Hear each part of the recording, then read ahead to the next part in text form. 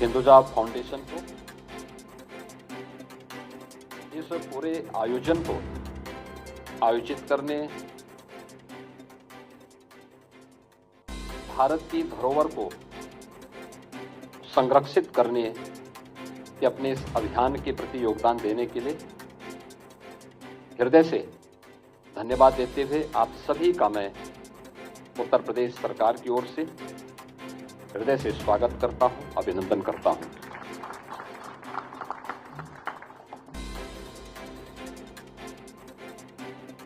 यह पुस्तक और ये समारोह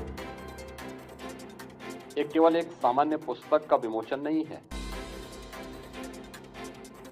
दुनिया की आंखों को खोलने वाला एक दस्तावेज भी है।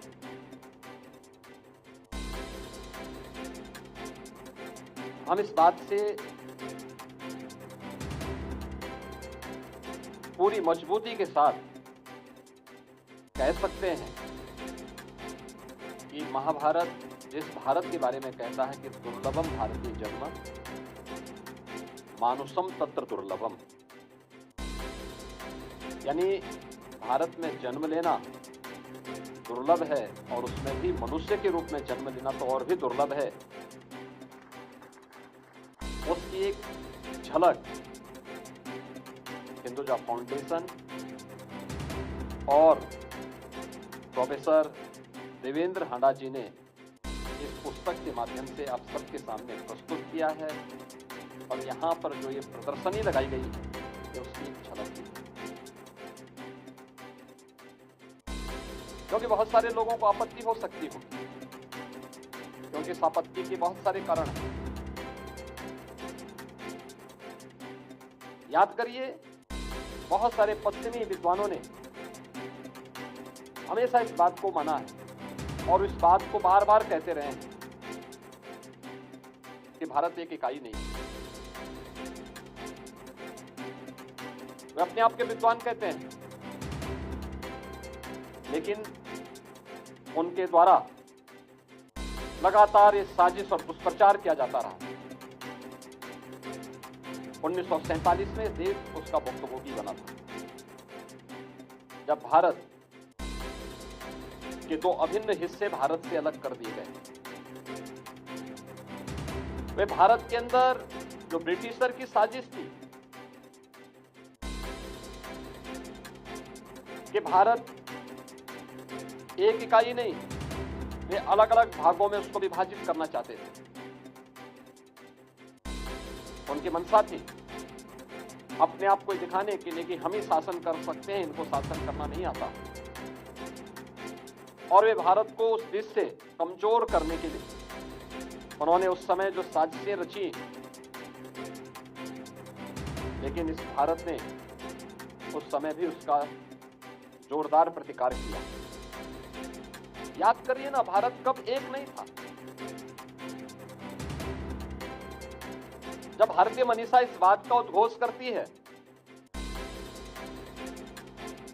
उत्तरम यत् समुद्रस्य हिमाद्रे सेव दक्षिणम वर्षम तद भारतम नाम भारती तत्र संतति। आप याद करिए ना, यह जो श्लोक है, यह ब्रिटिशर ने भी नहीं दिया है और इस्लाम ने भी नहीं दिया। भारत की हजारों वर्षों की विरासत का प्रतीक है, जो हिमालय से सुदूर दक्षिण तक समुद्र पर्यंत तक फैले हुए विस्तृत भूभाग को भारतवर्ष के रूप में जानता है। यह भारतवर्ष जिसमें वर्तमान का भारत भी है, पाकिस्तान भी है, बांग्लादेश भी है, ये बृहत्तर भारत, यही बृहत्तर भारत, यही भारतीयों का देश है। इसकी संतति भारतीय कहलाती है। ये हजारों वर्षों की इस विरासत को लोग विस्मृत कर दिए, इसलिए इस प्रकार की टिप्पणियां करते हैं। ये जो सिक्के यहां प्रदर्शित किए गए हैं उत्तर भारत से जुड़े हुए, और पुस्तक की जो टाइटल भी दी गई है कि प्रारंभिक उत्तर भारत और इसके सिक्के, आपने देखा होगा इसमें अयोध्या के सिक्के भी हैं, इसमें गुप्त काल और मौर्य काल से जुड़े हुए भी सिक्के हैं। यानी हिंदुजा फाउंडेशन ने 34,000 से अधिक ऐसे सिक्के जो भारत की धरोहर के रूप में भारत की उस ऐतिहासिक पृष्ठभूमि को वर्तमान पीढ़ी के सामने एक बेहतरीन प्रमाण के साथ प्रस्तुत करता है। और यह जो पुस्तक है, पुस्तक ने तो अपने आप में 2500 वर्ष की इस विरासत को हमारे सामने रखा है। याद करिए ना, आज के जो पाश्चात्य इतिहासकार हैं इनको 2000 वर्ष पुरानी किसी भी बारे में कोई जानकारी नहीं है। 2000 वर्ष पुरानी का मतलब उनका यह मानना है कि 2000 वर्ष पहले कुछ था ही नहीं, और उस समय की उनकी जो धारणा है वह तो आप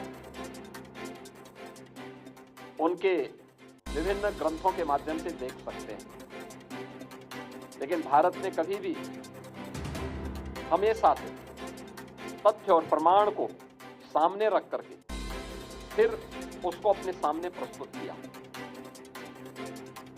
काशी के सिक्के भी हैं, अयोध्या के भी सिक्के हैं, कौशाम्बी के हैं, पांचाल जनपद का भी है, मथुरा का भी है।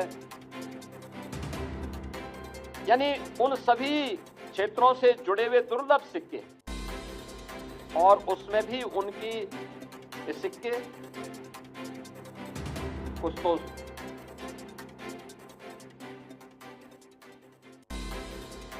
तांबे के हैं, कुछ चांदी से जुड़े चांदी के हैं, कुछ अन्य मिक्स धातु से भी बने हुए। इन सिक्कों से हमें उस समय की मापक पद्धति के बारे में भी और उस समय के इतिहास को समझने, उस समय की भौगोलिक, सामाजिक और आर्थिक परिस्थितियों के बारे में भी जानने का एक बहुत बड़ा अवसर प्राप्त होता है। आप याद करिए ना, इतनी भारी विरासत आज भी पश्चिम में मानने को तैयार नहीं। आज भी वे मानते हैं कि दुनिया को लोकतंत्र उन्होंने दिया, जबकि इससे बड़ा सफेद झूठ दूसरा नहीं हो सकता। याद करिए वैशाली गणराज्य, ये अपने आप में लोकतंत्र की आधारशिला रखने वाला प्रारंभिक गणराज्यों में से एक, और इसीलिए आदरणीय प्रधानमंत्री जी ने G20 समिट के दौरान इस बात को पूरी मजबूती के साथ कहा था कि भारत दुनिया का सबसे बड़ा लोकतंत्र ही नहीं, बल्कि भारत लोकतंत्र की जननी भी है। यह भी प्रधानमंत्री मोदी जी ने इसलिए कहा क्योंकि लोकतंत्र के बारे में अगर किसी को जानना है तो उसको भारत से सीखना होगा। ये सिक्के भारत की उस विरासत के प्रतीक हैं, भारत की उस धरोहर के प्रतीक हैं, जिसको भारत और भारतीयता पर, भारत की सनातन परंपरा पर, जिसने जियो और जीने दो पर विश्वास किया, और दुनिया की कौन सी ऐसी जाति, मत, मजहब, संप्रदाय है जिसको उसकी विपत्ति के समय हम भारतीयों ने शरण देकर के फलने, फूलने, आगे बढ़ने के लिए अवसर न दिया हो। दुनिया के अंदर क्या कोई और देश है, कोई अन्य मत, मजहब या संप्रदाय है जो इस बात की घोषणा करता हो कि अयम निज परोवेति गणना लघुचेतसाम उदार चरितानाम तो सुधेव कुटुंबकम। ये केवल भारत ही इसकी घोषणा कर सकता है, दुनिया में कोई दूसरा नहीं कर सकता। और मैं इस बात को लेकर के हिंदुजा फाउंडेशन ने 34,000 से अधिक सिक्कों को एक धरोहर के रूप में आज की वर्तमान पीढ़ी के सामने प्रस्तुत किया। मैं देख रहा था, हम जो तोल की किसी चीज के बारे में जानते हैं, सबसे पहले दुनिया को अंतर किसी ने दिया था, मनु ने मापक की भी और तोल की पद्धति का एहसास दुनिया को कराया था। आपने देखा होगा उसमें आज भी हमारे यहाँ बहुत सारे पुराने जो भी धातु हैं उनका मापन हम लोग उसी रूप में लेते हैं। तो उसमें मासा भी है, जो सबसे छोटी तोल इकाई है। तोला भी है। मुझे लगता है कि तोला तो अब केवल लोग सोने को ही उसके रूप में लेते हैं, सामान्य उसके रूप में नहीं लेते। और सोने का दाम तो लोग देख ही रहे हैं कि कितना। अब मैं उसको महंगा कहूं या सस्ता कहूं, लेकिन उसकी कीमत आसमान छू रही है। लेकिन आप देखें ना, मासा भी है, तोला भी है, सिक्कों के मापक भी उसी रूप में दिए गए, उसी रूप में बनाए गए हैं। और कितनी दुर्लभ धरोहर है। निश्चित ही ये बहुत सुंदर प्रयास है हिंदुजा फाउंडेशन का, और मैं इसके जो यशस्वी लेखक हैं जिन्होंने उसको प्रदर्शित किया है, और खास तौर पर उत्तर भारत से जुड़े हुए इन सभी सिक्कों को इस प्रदर्शनी के माध्यम से आम जनमानस के सामने भी उनको दिखाने का एक प्रयास किया। और मुझे लगता है एक नई प्रेरणा भी मिलेगी। यत्र तत्र बिखरे हुए इस प्रकार के सिक्कों को फिर से इकट्ठा करने का एक अवसर और एक नई प्रेरणा भी हमारी वर्तमान पीढ़ी को प्राप्त होगी। अन्यथा उत्खनन में बहुत सारी जगह निकलते हैं, लोग उसकी कीमत नहीं समझते, फेंक देते हैं, उसको गला देते हैं, किसी अन्य उसमें फेंक देते हैं। लेकिन आज जब मैंने यहाँ पे देखा उसको, जब यहाँ पे हम लोग अशोक हिंदुजा जी के साथ जब इसको देख रहे थे, अवलोकन कर रहे थे, और यहाँ पर वो बता रहे थे कि ये कौन सा सिक्का है, कब का है, किस जनपद से जुड़ा हुआ था, कौन से 16 जो महाजनपद थे उनमें से, यानी मौर्य शासनकाल, ये वही कालखंड है जब भारत का जो स्वर्ण युग था। याद करिए, उस कालखंड में दुनिया की इकोनॉमी में, अशोक जी उस समय दुनिया की इकोनॉमी में भारत का जो हिस्सा था 46% था। और ये आते आते 15वीं सदी तक भी दुनिया की अर्थव्यवस्था में भारत की हिस्सेदारी 24% तक। बीच के उसके बाद के कालखंड में भारत का इतना दोहन हुआ, भारत का इतना लूटा गया कि जब ये देश आजाद हुआ तब भारत की दुनिया की अर्थव्यवस्था में योगदान मात्र 1.5 से 2% रह गया था। और आज हम सब अपने देश के यशस्वी प्रधानमंत्री जी का आभार व्यक्त करते हैं कि जिन्होंने भारत को चौथी अर्थव्यवस्था बनाने में आज सफलता प्राप्त की।